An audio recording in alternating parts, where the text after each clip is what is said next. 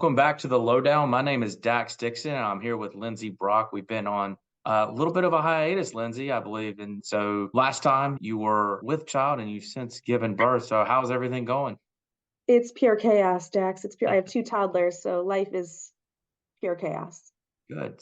I think this is a timely subject then, because today we're talking about money scripts and how that impacts your life and how that may impact, the lessons you teach your children, et cetera. So with that, what exactly is a money script, Lindsey? Well, so a money script is an individual thought or an attitude that you created based on your own experiences, and that could be something that was taught to you explicitly from your parents. It could be something that you experienced on your own, or just something that you inherited from the conversations that you didn't have growing up. So the things that are kind of innate within us, those are our money scripts.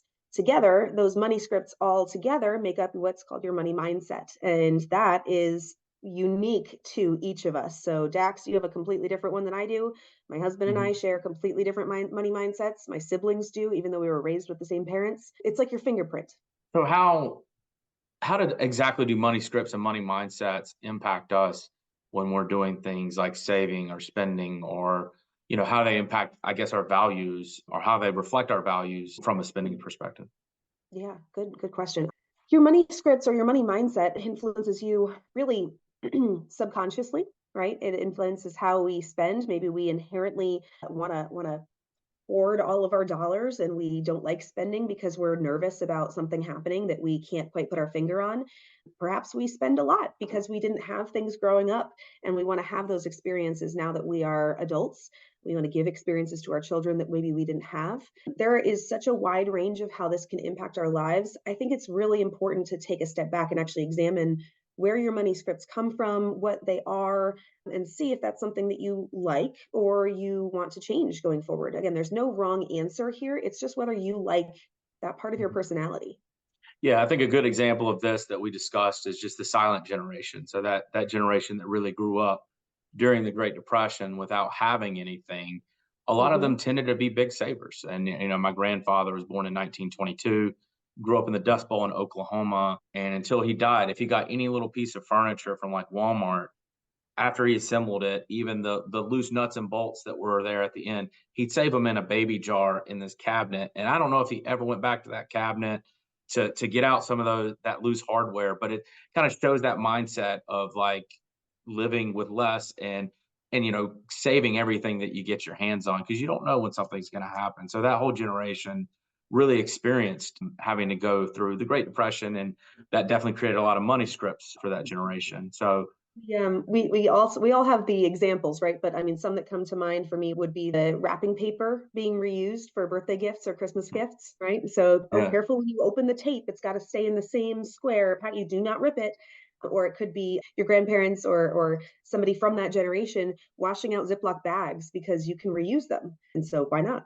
Yeah, so my grandfather actually, I remember every Christmas and pretty much anytime he had to open a present, but obviously Christmas is a time that he would be doing that a lot. So he had this old timer knife that he sharpened down until it was almost nothing, and he would use that to cut the tape open on all of his presents to do exactly what you're saying, which is Really? keep that wrapping paper because you never know. Birthday comes and you get all of a sudden you get Santa Claus wrapping paper on your gift from Grandpa. So, Okay. what other factors impact people's money scripts, Lindsay?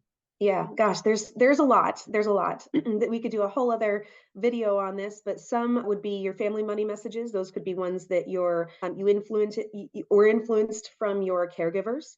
So maybe how they handled financial matters during your childhood. Maybe your parents were fighting about money a lot and you took that in. Your parents maybe worked multiple jobs or considered money scarce. Maybe you actually saw the opposite. You saw your parents calmly discussing money. That's phenomenal. That's one big piece, right? Is how we were raised. Culturally, there are some features too. I'm hesitant to use any as examples because obviously that's so nuanced, but take a look back at your culture and see where money is encouraged or discouraged to be spent. Also in religion, sometimes there are unspoken or spoken, you need to make certain charitable donations to your religion because that's part of the base there. Gender, there's gender factors. This could run pretty deep. We could again have a whole other conversation on this, but perhaps the man's only duty is to take care of his wife financially, or that the wife should stay home and take care of kids. That's a gender money mindset. We already talked a little bit about generational money mindsets, and socioeconomic status can be an influence. And then I think finally a big one could be your own personal finance experiences. So did your family or did you win the lottery at some point? And so you have a good or a bad experience there. That could leave a lasting mark on your money psyche that becomes part of your money mindset.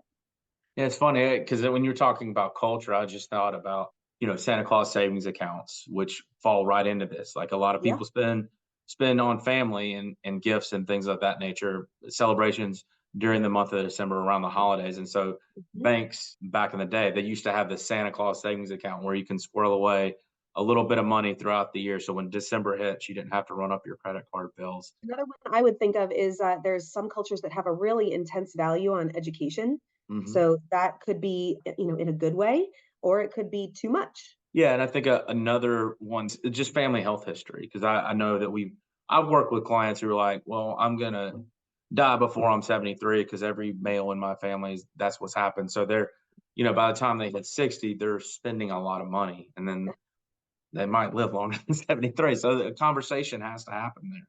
But Yeah. it is a deeply ingrained belief at that point, and it's hard to change that. And so speaking of, you referenced money scripts as a fingerprint, right? And fingerprints, as we all know, is something that's unique to us and something that we cannot change. Is that true of money scripts? I think unique to us, yes, but unable to be changed, no.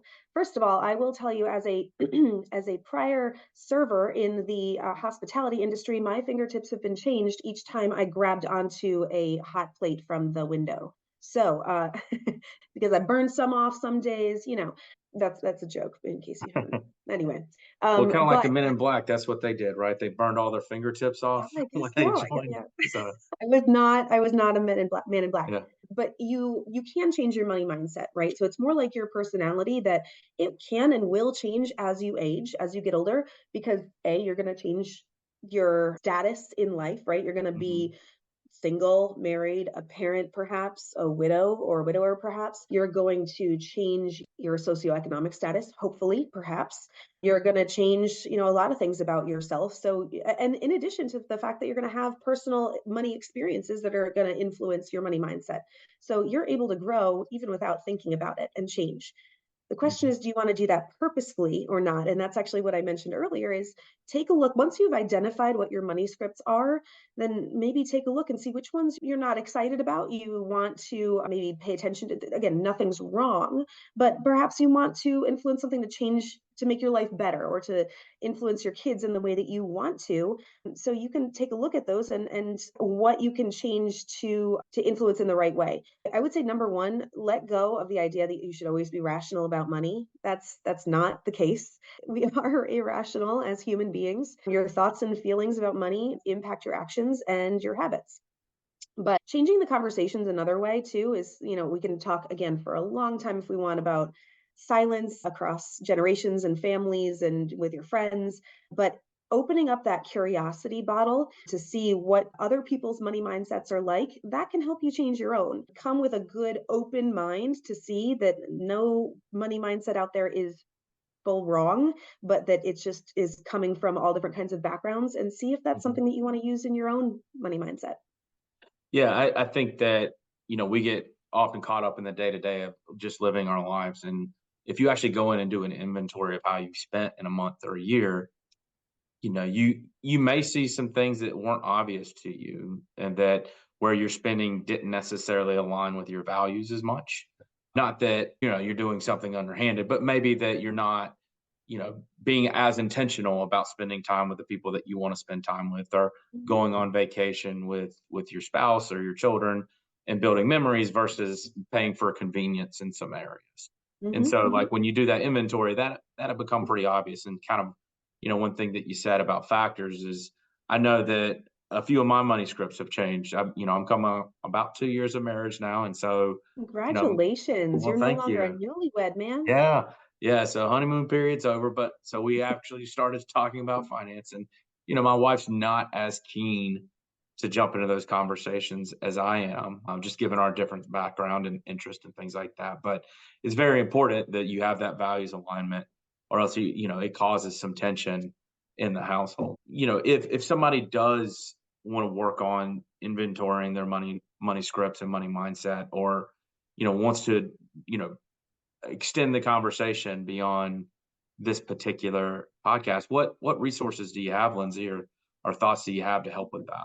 Yeah, well, I mean, the one that I'm going to lean on the most heavily is actually just the one that's the most familiar and top of mind for me because I just read the book. So again, this is not an endorsement of anything in any way. I just happened to read it personally and loved it and want to incorporate a little bit into my own life and my own practice. But I read a great book called Breaking Money Silence by Kathleen Kingsbury recently. It's geared mostly towards financial advisors, but I think it's applicable for anybody that wants to read a little bit more about talking more about money in our lives, whether between friends or family. And so, I mean, the book really talks about that money talk is not a one-time event. It's a series of dialogues over your lifetime that will impact your own money mindset. And when an opportunity arises to ask a curious question about somebody else's money mindset, money history, or their financial perspective, you should speak up with that open mind, with that curiosity, Mhm. and just be excited to learn more about others. Well, Lindsay, I appreciate you going over all your experience around money scripts today with us, and money is taboo in our culture, for better or for worse, in a lot of ways, and I think shedding more light on it and what you said about it's okay to be irrational sometimes and to validate the way people feel about money is kind of the first step to really changing that conversation. So thank you for all your wisdom today, and I guess we'll be back soon. And Yeah. this is the lowdown. Take care. And so